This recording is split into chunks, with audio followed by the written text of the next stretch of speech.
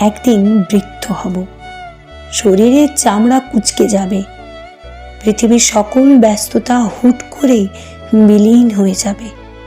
এমন অবসর সময় আমার জন্য তখন কেউ সময় খরচ করবে না, আমি জানি।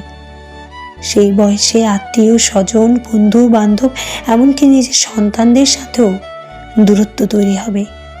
একাকী নিরিবিলি এক বদ্ধ ঘরে তখন মানুষ দিনের পর দিন মৃত্যুর অপেক্ষা করে যায়।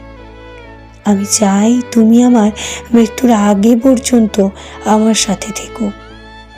তখনও আমরা দুজন গোধূলি বিকেলে হাঁটতে বেরো হব, প্রকৃতির মাঝে বিস্তার করবে আমাদের পুরনো ভালোবাসা।